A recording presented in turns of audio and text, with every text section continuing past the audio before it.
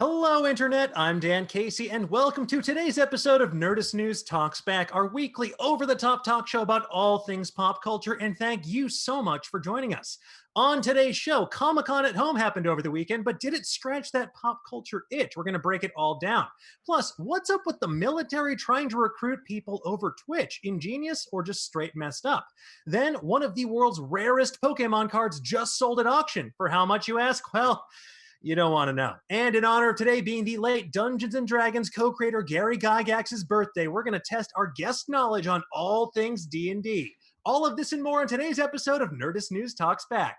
Folks, there is so much to get into, so please help me break it all down. Joining me today is an amazing panel.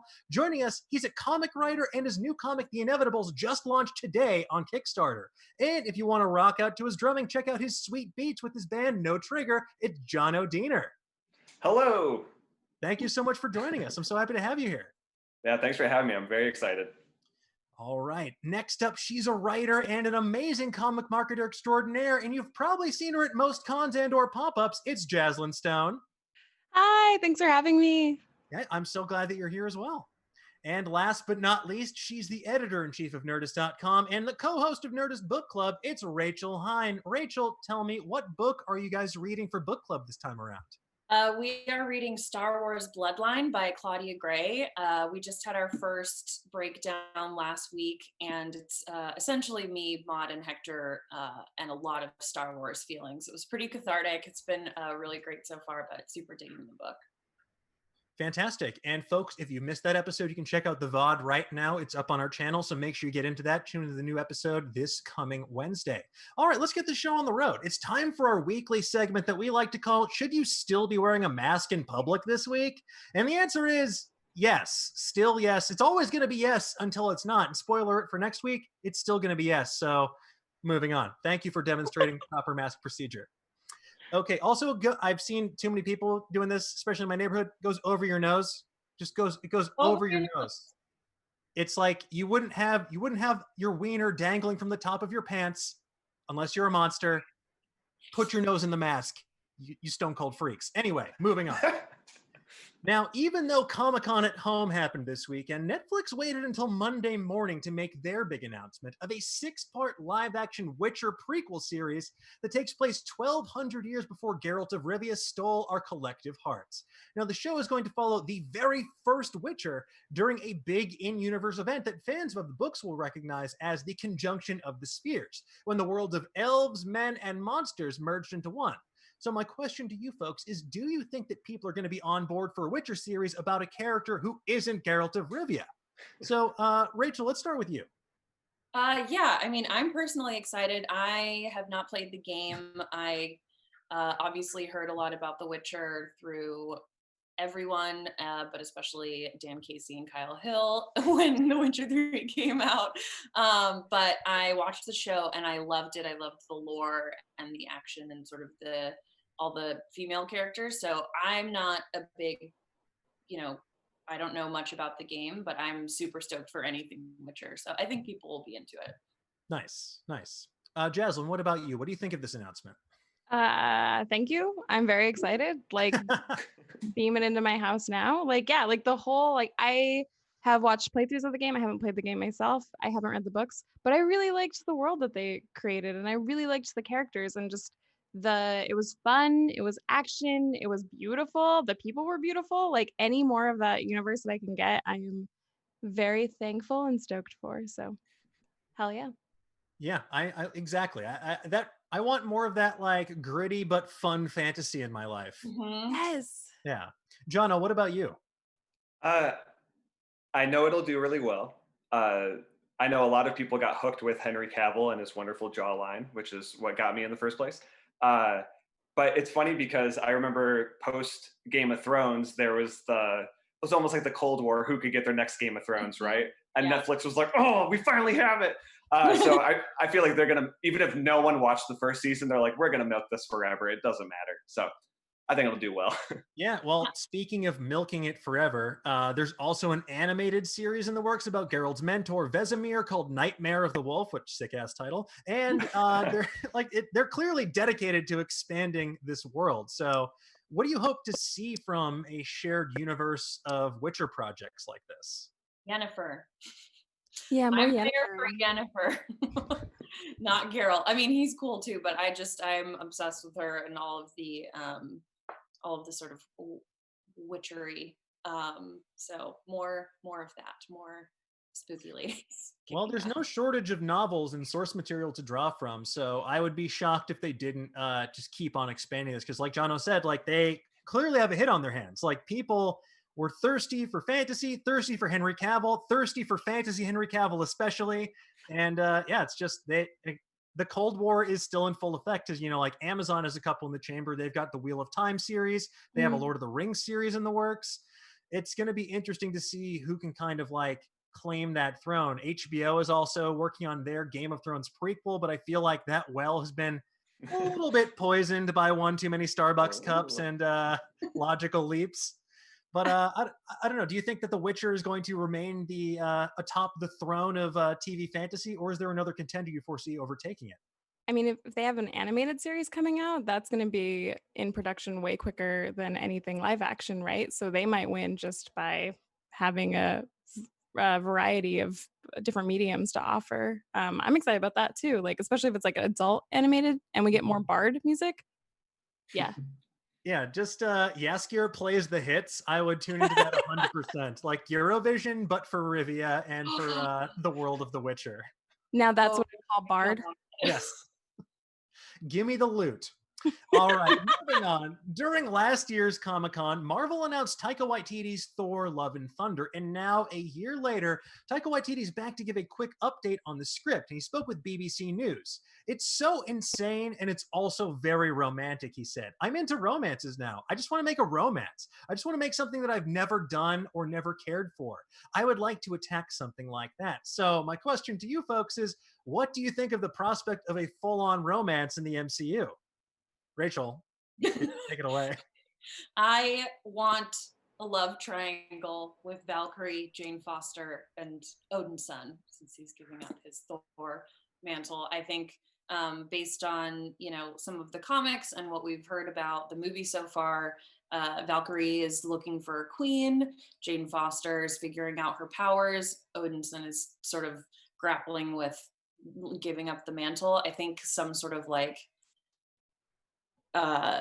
just really funny rom-com love triangle with action and all of the amazing elements that were in Thor Ragnarok. Like that, like inject that straight into my veins. I want it so bad.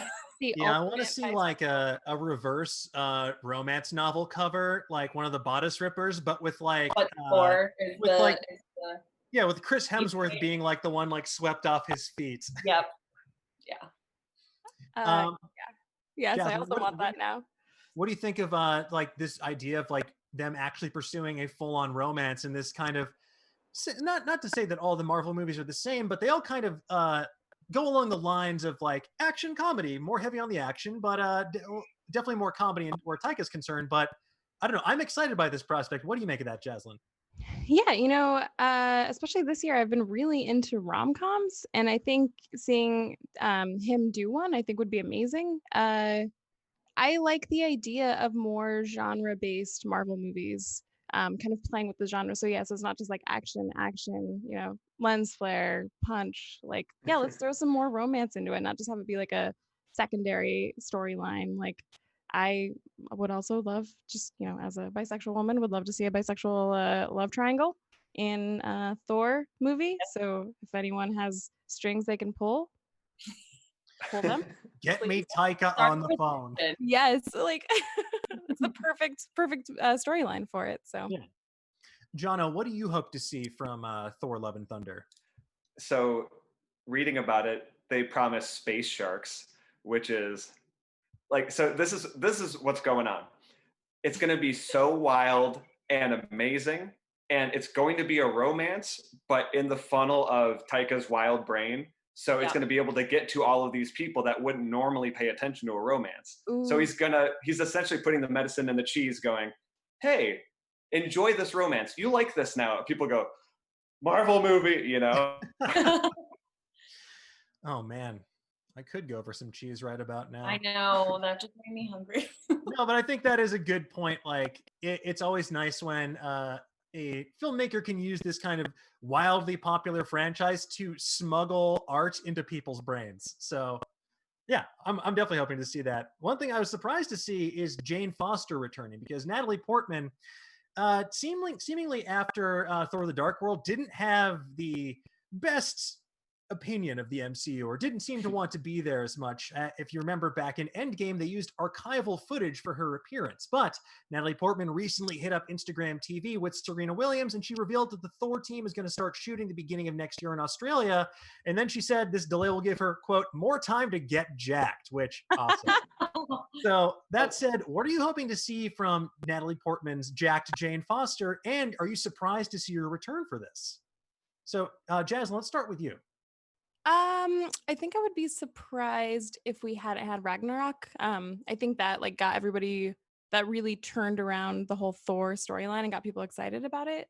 So I think she wants to play in that universe and kind of reclaim her role. I just want to see her wield the hammer. I also want to see her jacked. Like that would be so fun, especially like, I don't know, hammering a space shark with giant muscles. Like she's really good at drama, obviously, but also comedy. I don't think she gets enough credit for how great of a comedian she is. So that's what I want to see with her take on Thor. Awesome. Jono, what about you? First of all, they could just call it Jack Jane Foster and it'd be a great name for a movie. I'm just excited because I feel like she'll be reinvigorated when she comes back now, you know? She's not phoning it in. And she's not just like, I'm the love interest in the background. Like, this is straight up like, I'm taking power. I'm going to kick ass. I'm going to hit space sharks with a hammer. But also, like, you know, I feel like the direction all of these comic movies have been going, there's so much more power to them in general, like, as far as the messaging. So not just a romance, but it's like, this is a strong woman lead. And it's not just, what's like, they're not digging through the files to find like what was the other woman superhero, you know? This is like, I've been here the whole time. I am Thor, you know? And that's what I'm most excited about, because the comic run was awesome. So now we're going to get the full thing. Mm-hmm.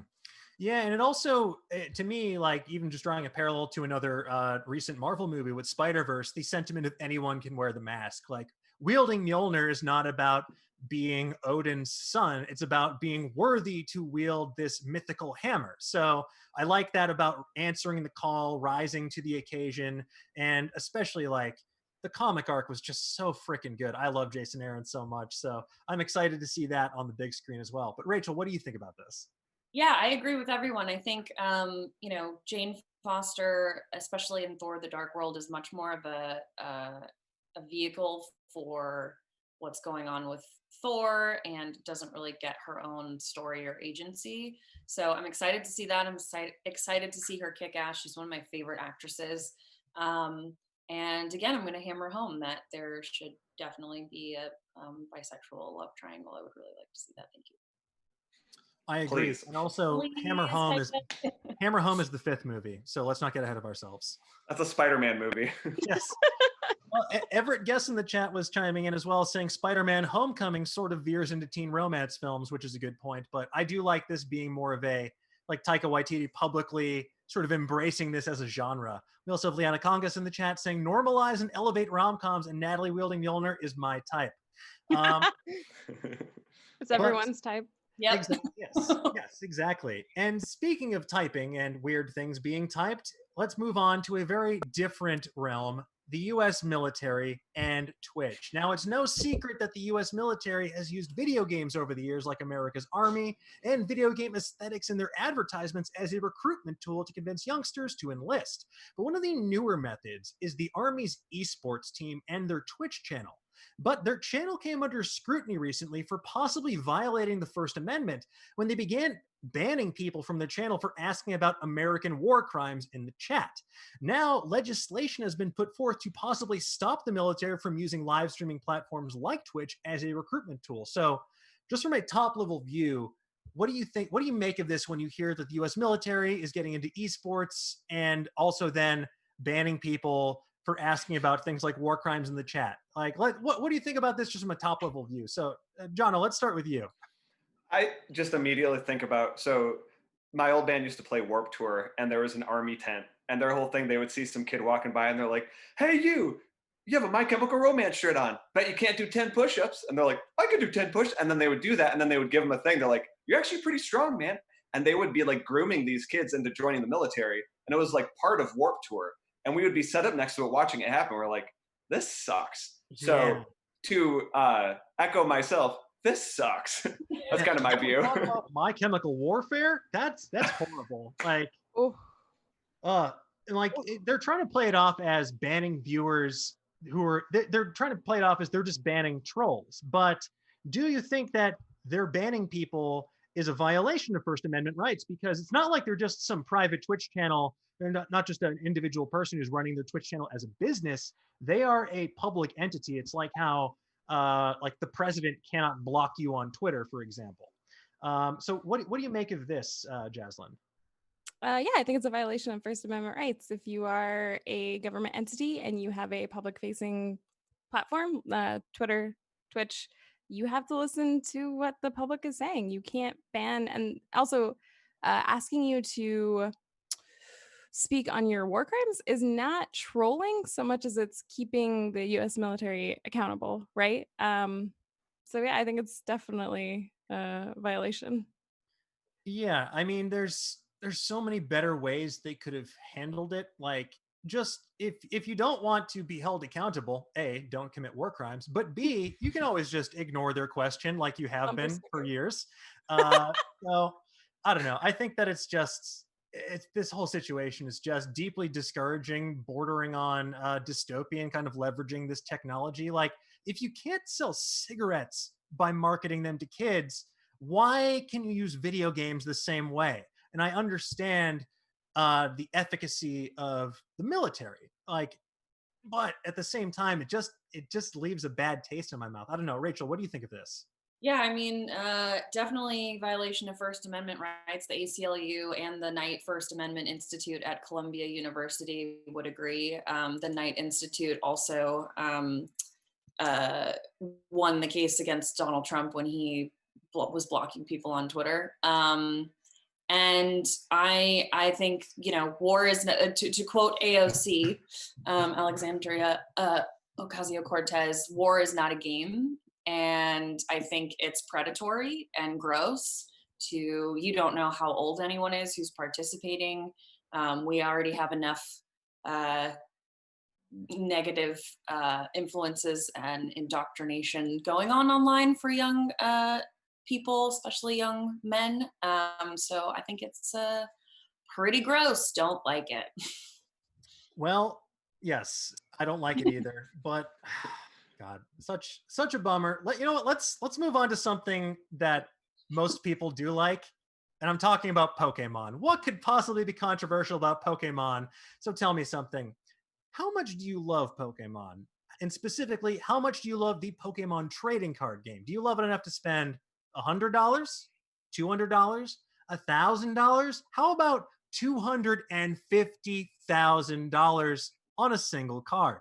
Well, that's exactly what happened last week when one of the rarest cards, the Pokemon Illustrator, was snatched up at auction for a cool $250K. Only 39 of those cards were ever made. They were part of a prize for a Pokemon card game illustration contest back in 1998, and now it seems only 10 of them are still in existence.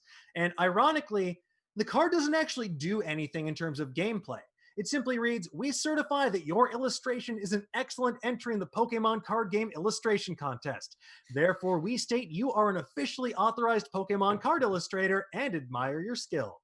So this fact was particularly vexing to one of our producers, B-Comp, because he can understand spending tons of money on a Magic the Gathering card like Black Lotus because of its competitive edge, but to spend that money on a card that has no in-game effect is, in his words, mind-boggling. So price tag aside, what do you think of this? What do you think of this? Jono, let's start with you. Sometimes I debate if I'm going to get Taco Bell that day, so that number's already a little out of my price range. But I mean, like, I have a weird thing. So with collectors, it's so over my head like if you're already set with like I have all of these wild things and you have the money to do it, sure. But like I remember when I was a kid and Pokemon cards were first coming out in the US, I think it was in 5th grade or something like that. And I came home, our table had a bunch of like the booster packs and like the big, like, I forgot what the actual big like boxes were. Uh, and I was like, I have the best dad in the world. I can't believe you did this for us. And then he goes, oh no, those are for eBay. A guy at work told me those are like doing really well. Oh my But God. but if you open those packs over there, just take the good cards out and then sell the rest to your friends. Wow. So I learned about capitalism. Unreal respect to your father, the true leader of Team Rocket. Dude, I learned about business transactions through Pokemon cards. So the fact that it's like, so the first, how I realized, that business was cutthroat was an older boy took one of my holographic, I think it was like a Charizard, and traded it for like 3 like crappy little like power-ups or whatever. And he was like, oh no, this is actually like a good trade. And then I walked away being like, I think I just got robbed. And, everyone at home knows I for sure got robbed. So that was how I learned that business is cutthroat at the tender age of 6. So the fact that like Pokemon cards are still going strong, and if I would have kept in the game, I maybe would have made $250,000, just like warms my heart. Like I love that. I love that for Pokemon. Yeah. I feel like it was almost a rite of passage to get Bernie Madoff when trading Pokemon cards. Like there was definitely some terrible trades I made, but I do remember going out of my way and giving away some very important stuff for a like Japanese language Charizard that was holographic, because I couldn't find the American version, but I was like, well, this has to be even better, even though I have no idea what it says at the time. So yeah, I don't know. I can understand the collector mentality, but I definitely felt empty inside afterwards. Once the kind of like the sheen of the hologram stopped illuminating my bright young eyes. But Rachel, what do you think of this landmark Poke deal? I mean, if you can afford that, kudos to you. Hopefully you're also donating to charity and stuff. But I never played with the cards. I did have a Game Boy and played a lot on that. But my younger stepbrother was obsessed with Pokemon cards, and he had these huge binders of them, and everywhere we went he was looking for them, and he was just so serious about it that had he not fallen off, I feel like he could have, in a sliding doors scenario, he could have ended up being the person that bought this. Yeah. He was so into it. I think about those sliding door scenarios all the time. We have a Chaotic Looney in the chat saying, that's an advantage of getting into stuff early. My friend bought a full set of Moxen for $10 for Magic the Gathering, and the guy threw in a Black Lotus for free. That is losing his mind right now. Yeah, if he's just completely eaten his hat and put on a second one, he's going to eat that too. Like, learning that is wild. Also, Ivan Salazar with a Real Truth Bomb. I think this happened to many people who played Pokemon and collected the cards. I never figured out the rules to the Pokemon card game. That's why I didn't play. I was like, this is it felt very complicated and like a lot of work. Mm-hmm. Now, yeah. I don't know about, we've all spent our fair share on collectibles over the years, but is there anything you collect now and why? I think for me, the closest thing would be like music gear, but it's more so for like sentimental value, I guess. So it's never things that increase in value. It's more so just like, I've always wanted this thing, I got that thing. And then I find like, so snare drums for me would be like the nerd version or whatever. And then bobbleheads initially was that. And then the second Funko got super wild, it just got overwhelming. And I went, I don't collect stuff anymore. I think I'm out. The bookshelf was enough for me. Yeah, I feel you on that. I think for me, the overwhelming thing, like I used to collect comics because my dad did growing up, and like we had like my basement was like a library of Alexandria of all these like old comics. And I remember when they were moving from my childhood home after I moved out to LA, I had to come back because they were selling all the comics. And when I was out, I was bummed at first, but then I realized like, oh, comics take space, and now I live in a tiny apartment and I don't have that. So unless I want to live in a 4-color mausoleum, I probably should stop buying all these comics, which is hard. It's definitely been hard to cut down on, but it is nice to be able to actually see some of the floor in my apartment. But Rachel, what about you? Do you collect anything? Not real. I mean, I guess I would say the only thing is like spooky clothes. Like Halloween, spooky, witchy stuff. But for a while, it was more so through a couple of gifts that got out of hand. Admiral Akbar stuff. Dan knows this already. Mhm. Art, collectibles, the like Return of the Jedi costume in a box that's like falling apart. And then people started like, because it was all in my office at work, people started giving me more of it, and I have so much Akbar stuff now, and I had to be like, yeah, Please. I love him so much, but like I don't have any more space. And books too, similarly with comics, I had a huge book collection, and as I've moved, I've sort of pared down to all of my favorites and switched to ebooks and audiobooks because I don't have space, and I like to read a lot, and sometimes they're just like a thriller that I don't need in my house, so I'm not going to read it again. So yeah, growing up is hard for Yeah. collecting. You know what they say Yeah. about collecting stuff? It's a trap. Yeah, I think I collect enamel pins because it's art, but it's really small and you can wear it. And I actually have like an enamel pin bolo that you can like swap out the pin in, which is like clutch, so you can wear even more. So yeah. I live in a tiny apartment in Seattle. Like I don't have room for physical media. Like I have 2 bookshelves and I have to keep it like trimmed. So, but enamel pins, you can get a lot of them, and they only take up a little bit of space. Yeah, I'm mad that I never thought about a bolo as a potential pin accessory. That is god tier planning. That is excellent.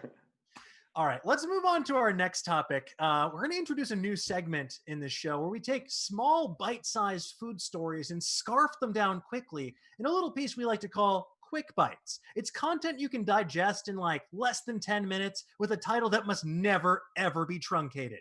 So first, 7-Eleven is coming back with their famous or maybe infamous hot dog flavored potato chips.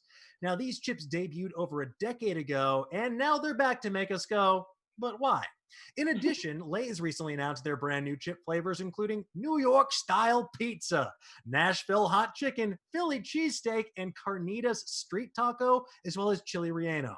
So, do any of these chip flavors sound appealing to you? Have you ever tried one of these weird chip flavors? Let me know. What are you thinking? Jaslyn, let's start with you. Chili Reno's anything sounds dope. So that one I love. Philly cheesesteak chips sounds awful and disgusting. But I'm intrigued, so I would definitely buy one. Yeah, that's the thing. I would definitely try all of these and probably be real mad afterwards, but I would definitely try them. I don't know, Jono, what about you? Uh, if they are vegetarian and it's just flavoring or whatever in them, I'm all for trying the weirdest stuff I can. I remember when dill pickle chips, like you could only get them in Canada because from Michigan, so it's like right over the border. And I remember being like ketchup chips, pickle chips, this is the future. So I would in a second try these hot dog chips. Yeah, Rachel, hot dog chips, yay or nay? Yay! No. I would absolutely try all of these flavors. It's interesting because I feel like everyone has their own like hot dog style, how you like to sort of dress your hot dog. So I'd be interested to see what their interpretation is. But yeah, I'm down to try any weird stuff. Dan and I used to do this weird cooking show where we ate a bunch of weird stuff. So I'm totally down. Yeah. Memories. Yeah, I always love like going online and looking at all this strange Pringles flavors sold around the world, and I have a very fond memory of like being in Japan and trying their consomme flavored chips because I'm like, well, okay, like this is just like meaty soup flavor. Why not? They're delicious. I mean, Sounds really good. yeah, it's all of these flavors sound at least like palatable in a sense. Yeah, I just struggle to think which of them I would actually like or tolerate. There's a really Pizza. great YouTube channel. This guy ProZD, he is a voice actor, comedian, super funny guy, and he did this thing where he rated every kind of Lay's potato chips. So I imagine he's going to have some new chip content soon with this. But what's a flavor of chip that you would want to try that you don't think currently exists? Coffee. Ooh. Yes, 100%. Sorry for screaming that, but it just sounded really good at the time. Yeah, that's I'm on board with you. Rachel, what about you? Spaghetti and meatballs.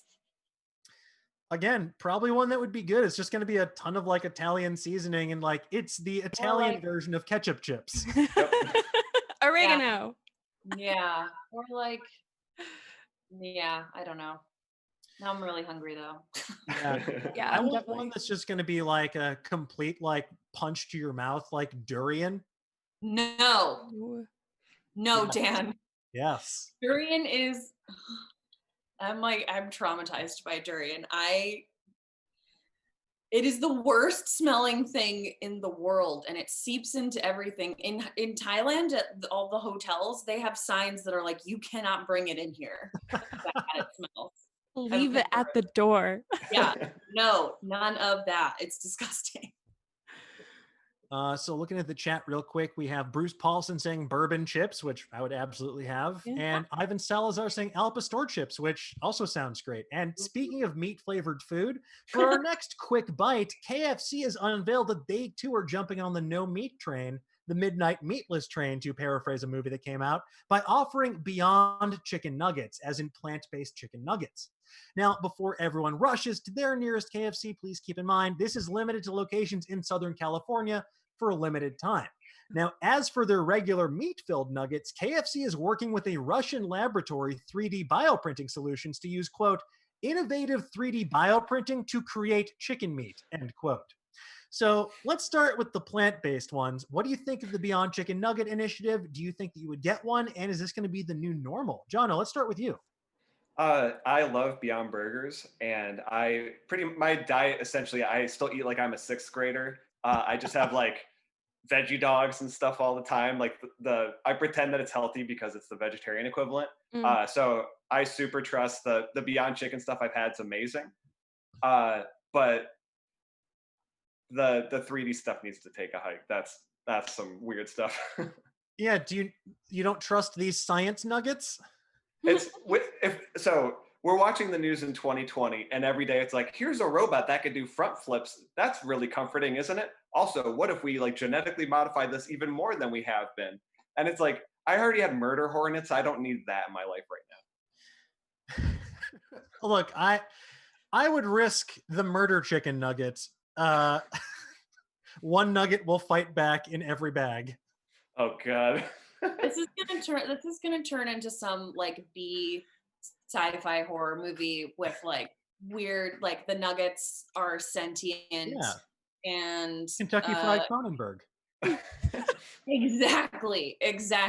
A movie I would watch, not something I think 2020 needs. But I'm all for I do eat meat, but I'm all for cutting out more meat to help the environment. That's a huge contributor to climate change. So I'm very pro tasty veggie-based dishes.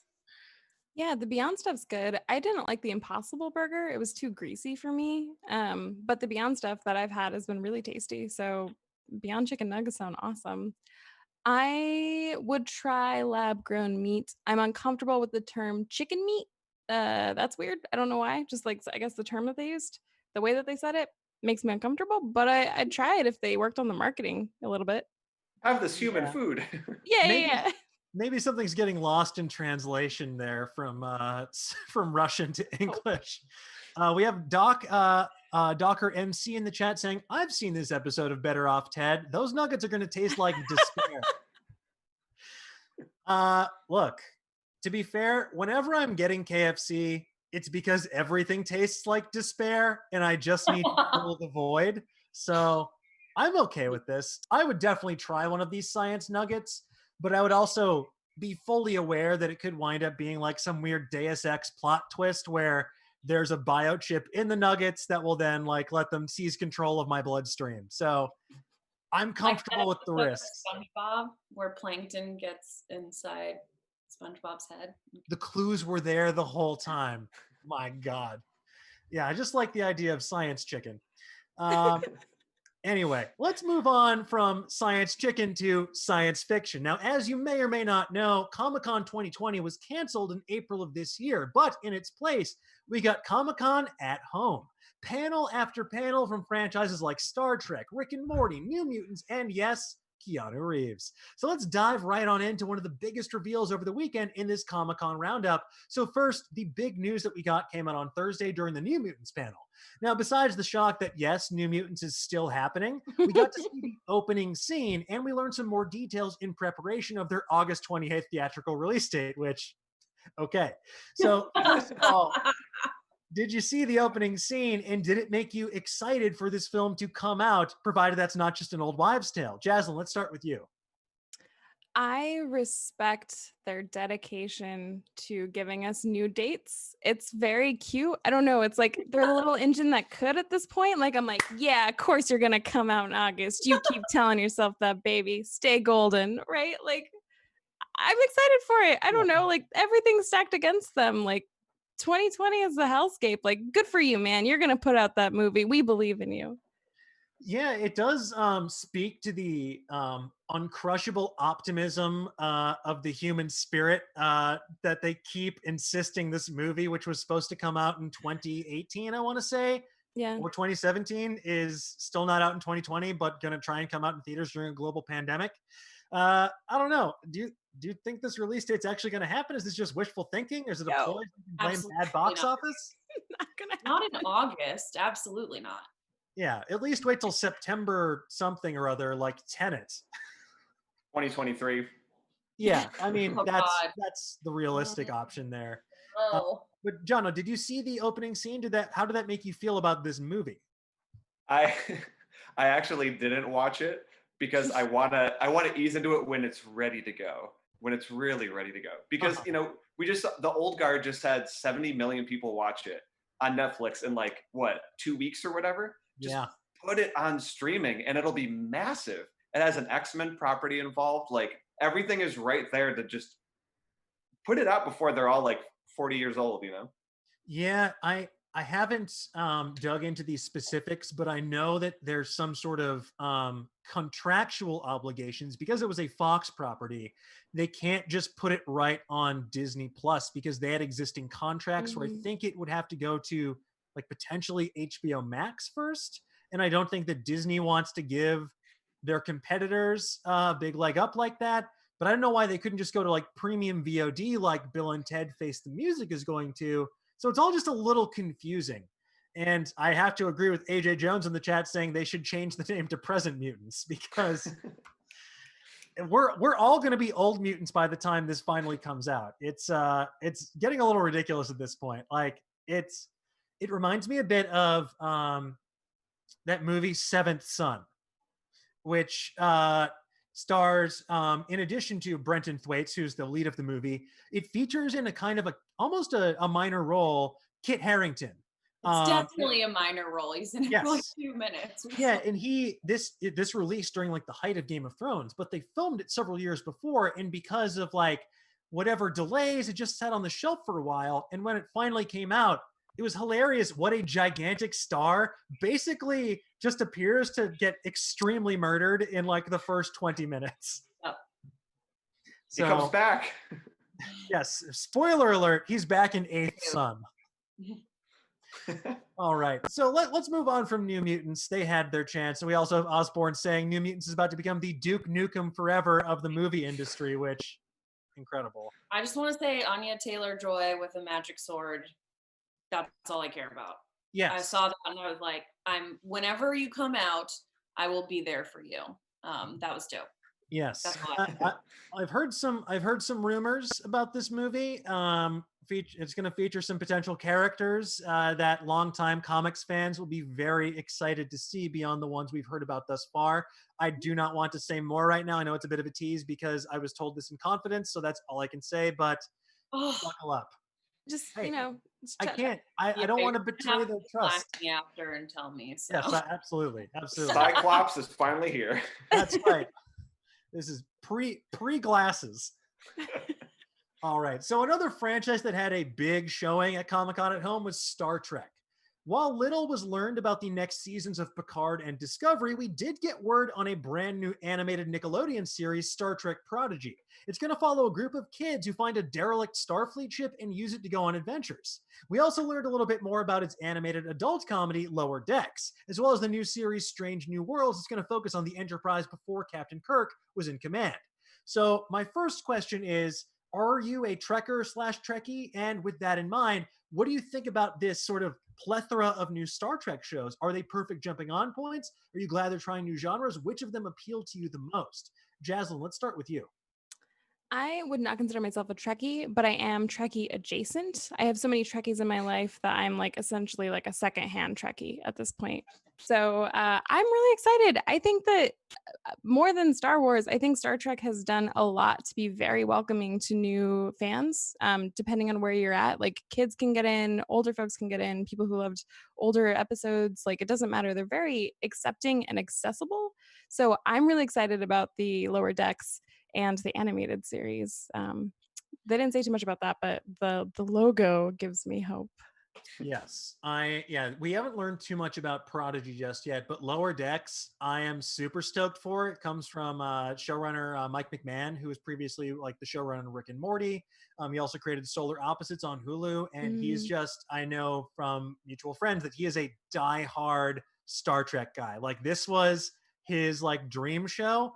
So knowing that someone who has that much passion is behind a like comedic take on this, that fills me with hope, because it doesn't feel like it's going to be cheap shots. It's going to be a lot of like deep cuts, and just it's always the best. Like even a show like The Orville from Seth MacFarlane, The Orville is like, they're not going to give him a Star Trek show, so he made his own, and it's because he loves that genre. And you know that someone like Mike McMahon clearly loves Star Trek so much, so I'm excited to see that passion in animated form. But I don't know, Rachel, what do you think about all these new shows? I'm excited. I get very overwhelmed with Star Trek because I don't know where to start. I mean, I've seen a lot of the original movies, Nemesis, but no, I'm just kidding. But just want to piss people off. But yeah, I'm a completist. I like to know how where to start and how to get into it. It's certain comics runs make me feel like that, where I'm like, I don't know where the best place to start is. But I'm excited for the animated shows. I think that'll be a good entry point for the TV shows. And I'm also just really excited for Hector Navarro because he's a huge Star Trek fan and animation fan, and I feel like this is like made for him, a gift for Hector. So well, yeah, if you want to see Hector geek out with some super deep cuts, he did an excellent series of interviews for us when Picard was coming out. You can watch him on the channel. But I'm always so happy for people like that when I'm like, yeah, that this is a gift for you and you alone. Yeah. We also have Loke Desad 6 in the chat saying, why does the Nickelodeon one sound like Space Cases? Which, oh my God, blast from the past. Yes. I love that show. Yeah. Jono, which of these, what do you think about these new Star Trek shows? Do any of them like stand out to you? So I admittedly am not a Trekkie, but I feel like having, someone who was working on Rick and Morty could like massage me into Star Trek, if that makes sense, like having that like crossover thing, which I feel like is what they're trying to go for. And also it's nice that instead of just doing like, here's 15 live action shows, which a lot of people are doing, and they're doing a little too much, because if one of them doesn't do well, they go boom, and then everyone's out of a job and it's bad. But having like kids getting get into this, like teens, like that's the way they should do it. So I'm probably gonna end up watching Lower Decks. That kind of seems up my alley. Yeah, 100%. 100%. It's nice that no matter what age or interest you have, you can still beam aboard, be a part of this giant universe in a way that feels accessible regardless of your level of intended commitment. Now, moving on, this story wasn't tied to Comic-Con at home, but it definitely fits in terms of timing and subject matter. I'm talking about Zack Snyder's Justice League. Now, during a panel with Justice Con over the weekend, the director had some strong thoughts about using any footage from Joss Whedon's version, who filled in for Snyder after Snyder had to leave the project. And I quote, "I literally would blow that thing up. If I thought for a second anything you see in this movie that reminds you of the theatrical release, which again, famously, I literally have never seen, would be because that was a thing that I had done and it was being borrowed for whatever that Frankenstein's monster that you got in the theater was." So clearly, some spicy words. The full quote has a couple F-bombs as well. And Snyder also refused to reveal whether we would see the final product on HBO Max as a film or a miniseries. So that said, what do you think of his words? Is there a format you'd prefer for this? And how are we going to get Superman in a black costume but no mullet? Jaslyn, let's start with you. Wow. I mean, I love mess, so I'm winning already, right? Like, yes, duke it out. Like, go off, Zack Snyder. But yeah, I don't know. I could not sit through a 4-hour movie. I would prefer a miniseries. Again, if anyone's listening, like, let me have a bathroom break, right? Like, let me go get some water. But yeah, it was a tough situation. Like, I respect that he wants to do it his way. It's getting a little like, at this point, it's just kind of like this man has a vision and he's just running for it, and like he has the privilege and all of the connections to like drag everybody else with him. So like, in a way, it's inspiring, but also like, all right, y'all, like there are other stories that we could be focusing on, right? Yeah, it's one of those things where he left the project under such tragic circumstances, and I am excited that he does have the ability and means now to sort of get closure on this as a chapter. That said, the kind of verbiage around all of it and the more outspoken members of that fan base, it's just felt like several years. It's that these last several years have been a lifetime. So I agree with you. I think a miniseries might be better, but I don't know. Jono, what do you think about this? The whole thing is just, like Jaslyn said, it's just a mess. Because I saw Joss Whedon's Justice League in the theaters, and it was not very good. And all I could think about is, if I'm watching this newer version, how much better can it be? Because I was so just like that universe until a certain point just did nothing for me, really. And then the people that are backing the Snyder Cut, and I'm talking about, there's like specific fan groups, they're being super awful to a lot of people, and that's not cool. But on top of that, like, as a totally disconnected viewer, we're going to be stuck at home anyway, so we have the privilege of like just pressing pause on the TV if it's a movie or a miniseries or whatever. So if he does like a miniseries, at least it'd be something different for once. But I'm checked out from the whole thing already. Like, and making it like, I feel like a lot of this is publicity. Like, look how wild I am. I'm going to just like go nuts. And I don't know. The E channel has that. Like, I don't need that more in comics. We already have that enough.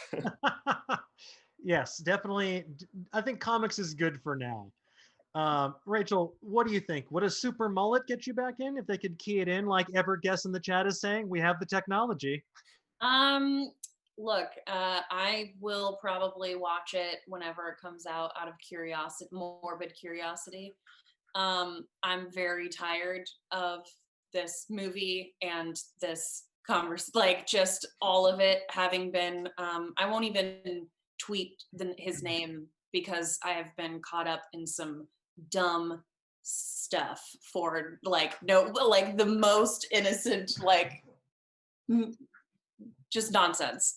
And it's not fun. It's not fun to be on the other end of that kind of a fan base. And the movie came out so long ago, and they have been championing this new version, and they will watch it and cool, but I just, nope, just no thank you. I mean, yeah, exactly. Hopefully the more outspoken and toxic members of that fandom can cool their jets now that they're getting what they want. You got it. It's fine. Yes. Watch it. Be excited. Like, I'm happy for you.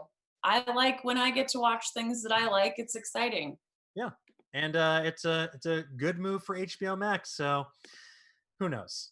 Well, speaking of another weirdly saucy fandom, Rick and Morty also made headlines over the weekend with an anime short film, a first look at season 5, and news that season 6 is currently in the works. And for more on all of this, make sure you check out tomorrow's episode of Nerdist News.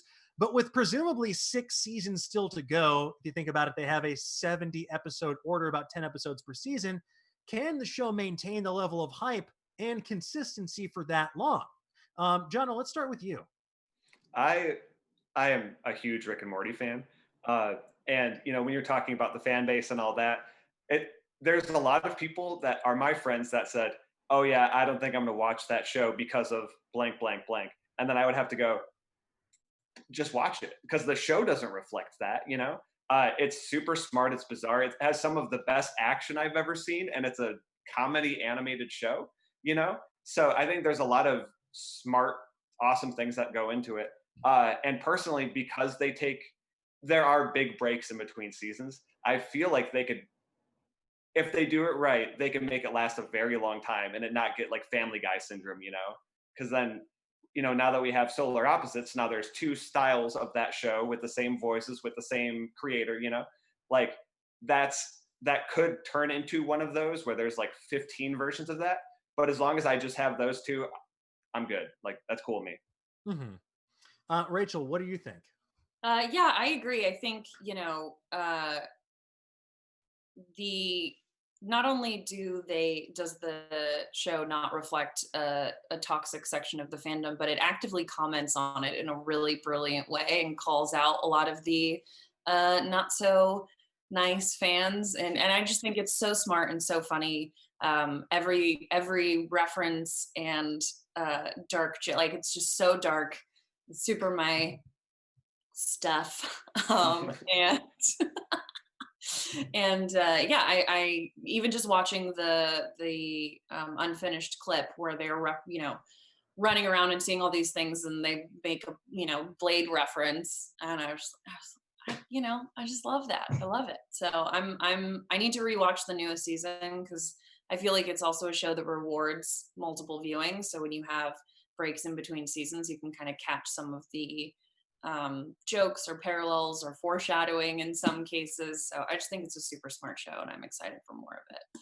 Yeah, and if you watch one episode from this past season, I highly recommend the Vat of Acid episode by Jeff Loveness and Albro Lundy. It is so good. It is so good. One of the best montages I've ever seen, and oh my God. Yeah, just a real instant classic. But Jaslyn, before we move on, what are your thoughts on Rick and Morty and their future? Do you think that they're going to go the way of the Simpsons post season, whatever, according to diehard fans who are like, not my DVDs, or do you think that they have what it takes to keep it up? I hope they have what it takes. I'm sitting here listening to you both. I'm like, oh yeah, I stopped watching and I really liked it and it was really smart and I really liked how they commented on the toxic fan base. And I don't know why I fell off. I think it's just like I fell out. I stopped watching and then it just stopped being a habit. And I'm excited to go back and watch, I think, the 3rd and 4th season. Because watching this clip, I was like, oh yeah, this is a funny show. And even like the rough clip was like intriguing and I got excited and I was like excited about his nemesis. So I think you've both inspired me to go back and watch it again. Yeah, I have to know more about Mr. Nimbus because I am a sucker for all that Namor the Submariner stuff, and that looks like it's going to be a fantastic riff. Yeah. Now, next up, we got to see one of the most breathtaking people on the planet, Keanu Reeves. Now, Reeves was part of a few panels at Comic-Con at Home, most notably about the scrapped Constantine sequel, his upcoming Boom Studios comic book, Berserker, and most notably, the future of the upcoming Bill and Ted Face the Music film that's set to come out in theaters and premium VOD on September 1st. So my question is, are you excited for this 3rd Bill and Ted film? Do you think these films are better to watch at home or in the theater? Jono, let's start with you. I am excited for it. To put it very lightly, the only time I've seen a revisiting of like 10 to 20 years after some kind of franchise, I think Wet Hot American Summer did it the best, where all they do is just make fun of themselves and like, or they don't, which makes it 10 times funnier. They're acting like it's the same year or whatever, you know? So I know going into this, I'm hoping it's not a Dumb and Dumber 2. That's because that'd make me very sad. But I think it's going to be like a nice mix of being modern, but being dumb and goofy. Like it's a nice light watch. I'm looking for a cheeseburger when I go to this movie. You know, I don't want this to be like a complicated meal. I'm like, I know what I'm getting. It's going to be fine. And honestly, like if I could watch it from home, that's probably where I'm going to do it anyway. So I'm cool with that. Yeah, I feel you. It does feel like kind of a nice bit of comfort food in a way. And I appreciate that they want to put this in theaters as well. I would consider going to a drive-in to see this, but now I don't know, the thought of just like getting a bunch of takeout and watching it on my couch sounds pretty great. Rachel, what do you think?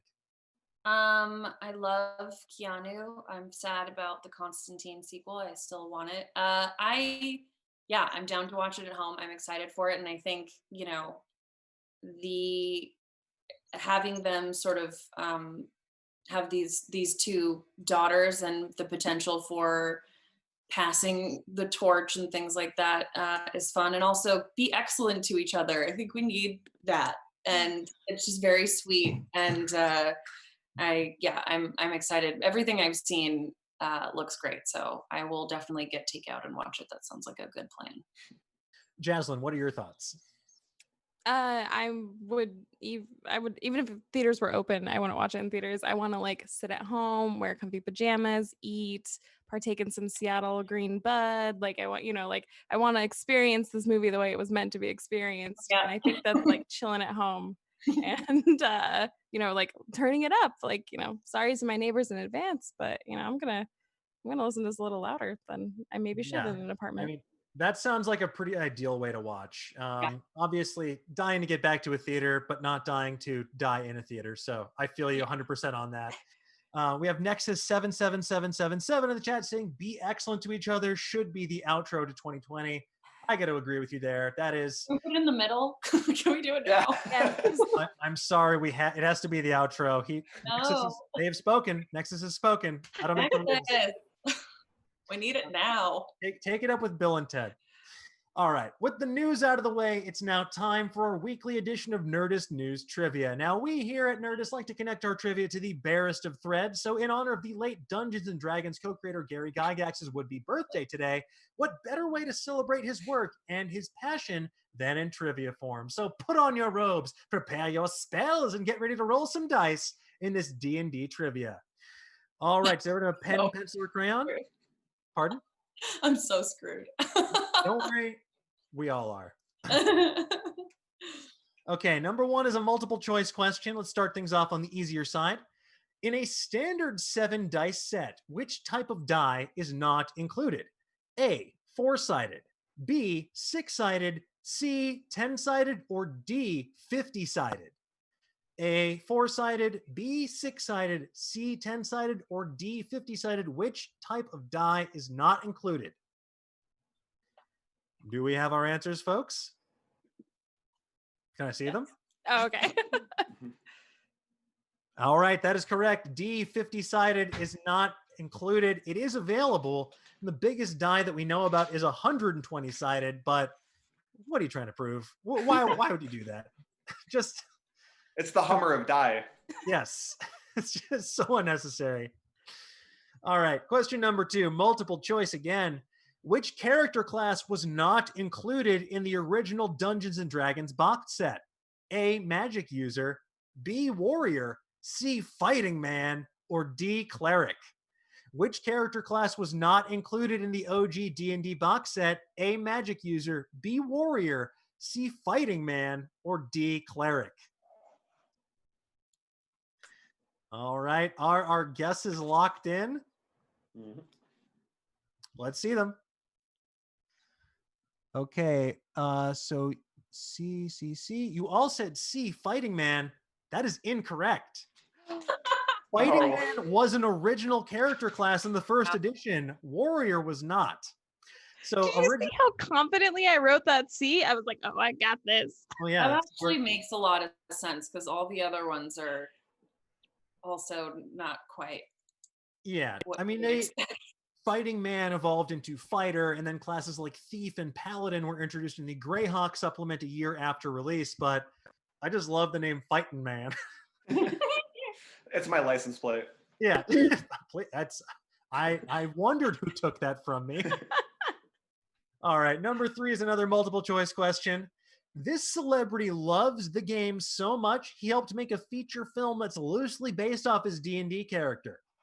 A. Kevin Smith. B. Mike Myers. C. Joseph Gordon-Levitt. Or D. Vin Diesel. This celeb loves D&D so much he helped make a movie loosely based off his character. A. Kevin Smith. B. Mike Myers. C. Joseph Gordon-Levitt. Or D. Vincenzo Dizelli. Let's see those answers, folks. All right, you are correct. It is all Vin Diesel, Rachel with the D and Diesel plug. And all of these actors do admittedly enjoy Dungeons and Dragons, but the film The Last Witch Hunter is actually based off of Vin Diesel's Ranger spellcaster character, who is a witch hunter by trade. And if you want to know more, check out D and Diesel on our YouTube channel. We had Vin Diesel come to play D&D with us in support of that movie's release. I got to play with him. It was so good. I've never seen a happier man. Yeah, watching him morph He from was so excited to play. yes, like he morphed from like this stoic action hero into like someone who's just like losing his mind when he gets a critical hit. It was the best. All right, question number 4. This is a true or false. The animated 1980s D&D show was nearly canceled because of an episode where the cast discussed how to trap and murder the big bad boss. True or false? The animated 1980s D&D show was almost canceled because of an episode where the cast discussed how to trap and murder the big bad boss. All right, let's see those answers. Jaslyn, I can't see yours. Is that The true? okay? Oh, Well, I've got bad news, Rachel, because it is the true. The producers fought to air the episode, and they eventually won out. So they got their way. Jono, Jaslyn, you got that correct. Good job. Moving on to question number 5, multiple choice. In his first starring role, this actor portrayed a college student who stabs a hobo because he thinks they're a goblin in this anti-role-playing made-for-TV movie, Mazes and Monsters. A. Tom Hanks. B. Danny DeVito. C. Sean Penn. Or D. Kevin Bacon. In his first... because he thinks they're a goblin in this anti-role-playing made-for-TV movie, Mazes and Monsters. A. Tom Hanks.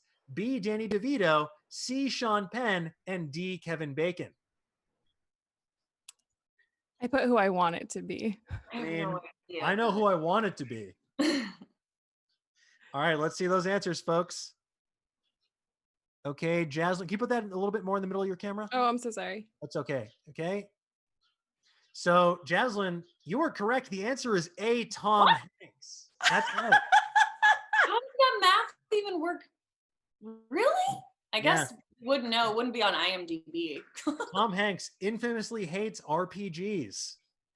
What? Yeah, he's a big World War II guy. Loves Call of Duty. That's insane. Yeah, I know. but it happened. All right. Also, we all wanted Danny DeVito, by the way. Yes. I imagine. Yeah. 100%. Everyone wanted Danny DeVito. Yeah.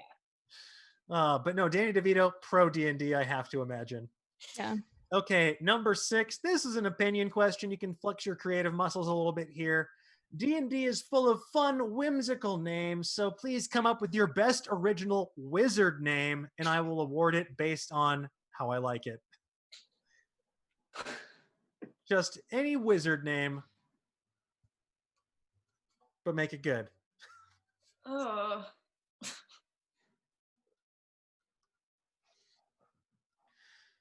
I remember we had someone interview the cast of Onward, and they asked, it was Gray Drake. She interviewed the cast of Onward for us and asked them to give their best wizard names. And Tom Holland, bless his little heart, just said, Tom the Wizard. So please make it better than that. Damn I it. can't. That's too good. Because it's taken. All right, let's see those names. 5, 4, 3. Okay.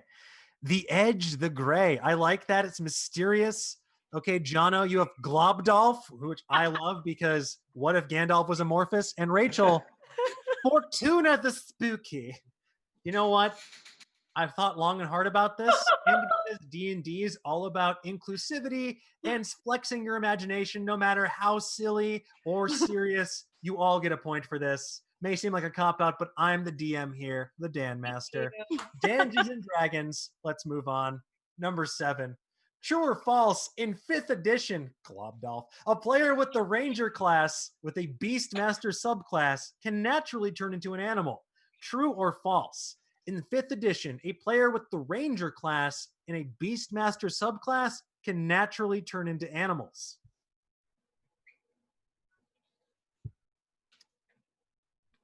Oh, and I'm told that Mazes and Monsters is included with Amazon Prime Video in case you're looking for something to watch this week. 100%. Yeah. Yes. All right, let's see those answers, folks. Okay, Rachel and Jono said true. Jaslyn said false. Jaslyn, the answer is false. Druids have the natural ability to become animals. The Beastmasters, they just have animal friends. They're just like buds with badgers and shit. You can't be both? Nay, you can multi-class. But that wasn't the question. There's a Labyrinth RPG, and I bought it, and I'm making a friend of mine teach me how to do it because that's the only that it has to happen. Are you playing as that baby? Undecided. Baby's Day Out. might be one of the sassy goblins. Who knows? You're definitely gonna be a sassy goblin. It's foretold. Question number 8. In every edition of the game, the basic book set typically includes a player's handbook, a dungeon master's guide, and what else? A, monster manual, B, weapons guide, C, spell book, or D, magical items tome. Every edition of the game, the basic book set includes a player's handbook, dungeon master's guide, and what else? A, monster manual, B, weapons guide, C, spell book, or D, magical items tome. Let's see those answers, folks. Okay. I'm sorry, Jono. The answer is not spell book, but rather A, monster manual. Rachel and Jaslyn, the point is yours. I'm a poser. All right. Question number 9. This is a fill in the blank. The dragon Tiamat, who is a very powerful dragon in D&D lore, is unique because she has blank different heads that are all different colors. How many heads does Tiamat have?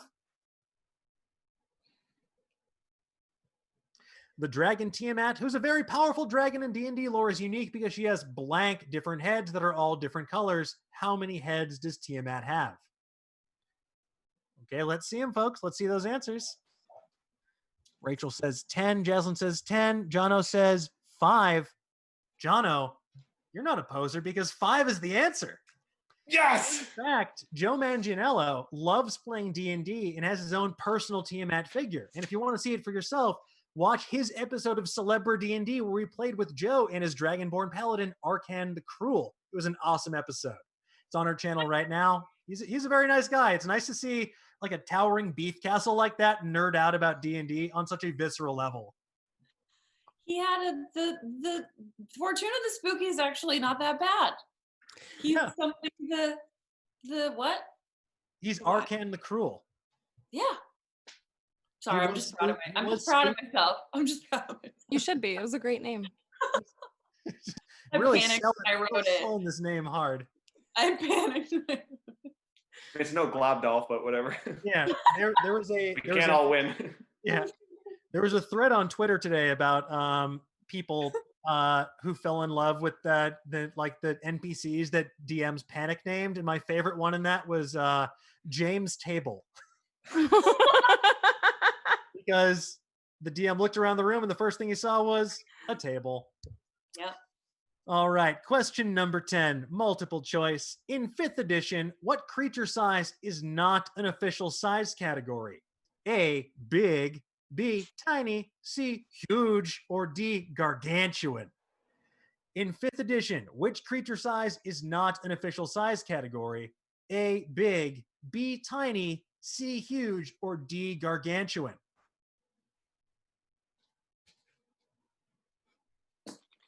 Okay, let's see those answers.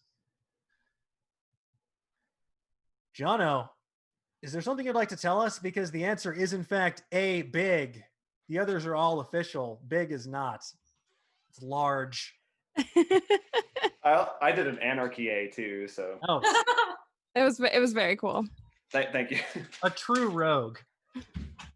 Okay, so I've had the finest sages and bean counters in the realm tabulate your answers, and the results are in. The winner, the hero of Triviadom of the day, is Jaslyn with 7 points. Oh, John, I mean, you were very close. You were very close. Rachel, you were very spooky. That's all I can ask for, you know? I would like to thank the Edge, the Gray, for helping me. Yes, you took it to the edge and brought it back, and now we're here again. Everett Guess in the chat says thick boy is an official D&D size. I want to play a thick boy fighting man. Double C. Yeah, always yeah. double C. Yeah, Always with an double I. C. All right, so folks, thank you all for playing. I really appreciate it. You gave it your all. You rolled a critical hit in my heart. And now it's time for your 30-second soapbox. It's your time to get whatever's on your chest off your chest. Talk about anything you want. So, Jaslyn, as the champion of the realm, you are up first. What do you have for us?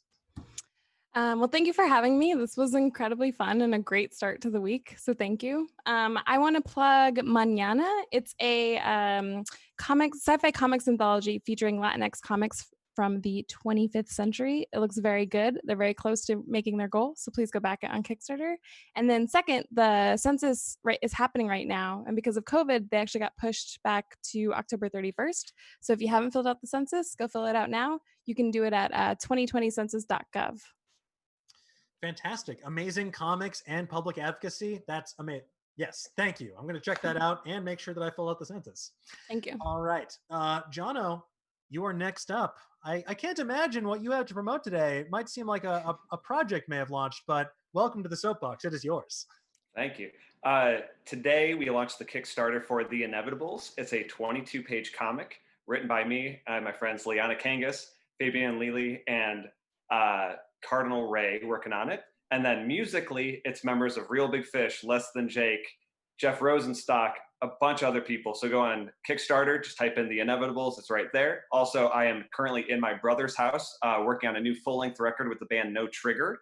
It's my first time drumming for them on a record, and it's their first full-length album in 8 years. And lastly, Jaslyn does a bunch of awesome work for social justice and doing a bunch of rad protesting stuff. So follow her on all the stuff because she's great. I'm also pointing as if that's where she'll be on this thing, but she's somewhere. We'll fix it in post. Thank you, and I can't wait to check out that comic. What do you recommend as good listening for that comic? Ooh, I actually made a playlist for it too, but The Inevitables happens to be an album as well. So maybe check out that stuff. And we also premiered the first song on there as well on the very top of the Kickstarter. Well, fantastic. That's even better. All right. Last but not least, Rachel, welcome to the soapbox. It's all yours. Awesome. I just finished a really great book, and I want everyone who likes to read to check it out because I loved it so much. It's called Circe by Madeline Miller, and it is loosely based on Greek mythology. So Circe in the Odyssey is a witch who lives on this island and can transform people into animals and things like that. It's from her perspective, starting from like her dad is the sun god. It basically takes this sort of very personal narrative for a witch who gets sent in exile to an island from the Odyssey and other Greek stories. And if you like audiobooks, I listened to it all weekend and it is beautiful. The language is gorgeous. Highly recommend. And if you like books, check out Nerdist Book Club. It's on Wednesdays at 5 p.m. Pacific. right here on Nerdist with me, and also Maud Garrett and Hector Navarro. We drink wine, we talk about books, and right now we're doing Star Wars Bloodline. Super fun. Yeah, I think that's it. Fantastic. So many amazing comics and books and albums coming down the pipeline. You guys, I'm so thank you so much for joining me today. This was awesome. Jono, Jaslyn, Rachel, so happy to have you guys here.